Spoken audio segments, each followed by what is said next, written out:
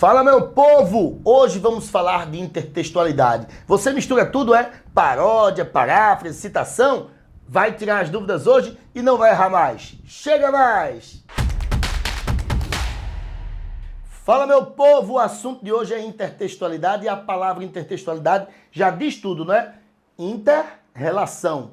Textual, relação entre dois ou mais textos.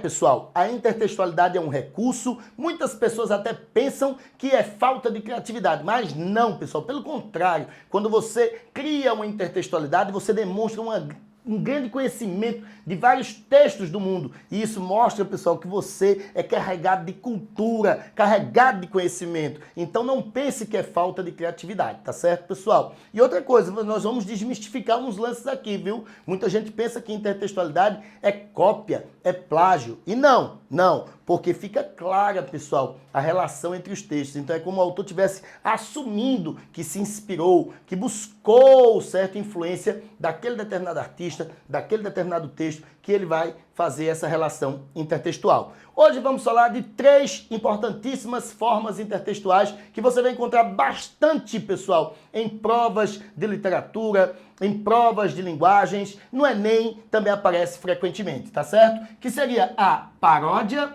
que seria a paráfrase e seria a citação. Eu criei esse quadrinho, pessoal, para facilitar a sua vida. Por meio desse quadro, você vai lembrar facilmente a diferença entre uma paródia, uma paráfrase e uma citação. Por exemplo, a paródia talvez seja a mais conhecida das formas intertextuais. Foi largamente utilizada por autores do modernismo na primeira fase. Quem não lembra de Oswald de Andrade? Oswald de Andrade, pessoal, fez o Canto de Regresso à Pátria. Poema que diz assim, ó.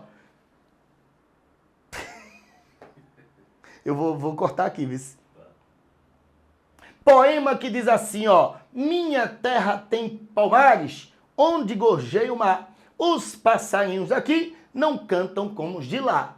Eita, professor, já escutei isso. Claro, pessoal. Este texto foi baseado num texto chamado Canção do Exílio, famoso poema romântico de Gonçalves Dias. Então, o que foi que Oswald de Andrade fez na primeira fase do modernismo? Uma paródia de Gonçalves Dias. Uma paródia é um procedimento intertextual que usa a mesma estrutura do texto original, por isso que você tem uma sonoridade parecida, porém muda o conteúdo.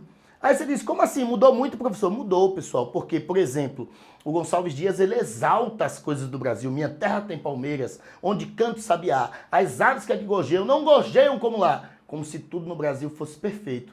Aí vem o Oswald de Andrade e faz com o seu nacionalismo crítico, pessoal, um elogio à história do Brasil, não às questões materiais e ambientais, e sim à nossa história de luta. Por isso que eles assim, ó, minha terra tem palmares, fazendo uma referência ao quilombo dos palmares, resistência negra, entendeu? Então, ó, esse texto ele continuou com a mesma estrutura, mas mudou o seu conteúdo. Isso é o que chamamos de paródia. Geralmente a paródia ela é irônica. Ela é humorística, ela zomba do texto original, ok? Por isso que muitas pessoas se sentem mal quando são parodiadas. Tranquilo? Já a paráfrase, pessoal, é quando você permanece com o mesmo conteúdo, porém muda a estrutura. É mais ou menos assim, quando você afirma aquilo que foi dito no texto original, só que falando em suas próprias palavras. Vamos fazer aqui, pessoal, uma exemplificação dessa mudança de estrutura, mas continuando com o mesmo conteúdo. Vou usar o mesmo exemplo do Gonçalves Dias. Gonçalves Dias usou: minha terra tem palmeiras, onde canta sabiá. As aves que aqui gorjeiam, não gorjeiam como lá. Ele quis dizer que no Brasil tem muitas aves, certo? Que cantam na palmeira. E essas aves são melhores do que as aves de Portugal. Então, se eu pegar esse conteúdo e usar nas minhas palavras, eu estaria fazendo uma paráfrase. Eu poderia dizer assim, ó.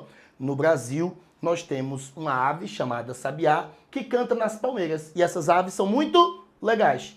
Perceberam que eu disse a mesma coisa, só que agora com minhas palavras. Isso é o que chamamos de paráfrase. Ele não muda o conteúdo, ele muda apenas a estrutura, a maneira de dizer, ok? E aí então, nas minhas palavras, eu reafirmei o que Gonçalves Dias falou. Já a citação, pessoal, é quando você cita o autor dentro do seu texto. Ah, professor, aí é plágio. Não, Porque para usar a citação, você tem que colocar as aspas. E por que você coloca as aspas? Para você informar ao leitor que aquilo não foi dito por você, foi por outra pessoa. Então você está assumindo a influência, assumindo que usou um texto de outra pessoa dentro do seu texto. E aí não configura mais plágio nem cópia. É uma citação. Tanto é que é uma citação porque esse é o texto original. É o mesmo conteúdo e a mesma estrutura. E assim, ó, com esse quadrinho você vai saber diferenciar rapidamente paródia de paráfrase e citação. Espero que vocês tenham gostado desse vídeo. Vem aqui, ó, curte, compartilha em suas redes sociais, se inscreve no canal. Não esquece que dá maior sorte no vestibular. Falou, tchau, tchau!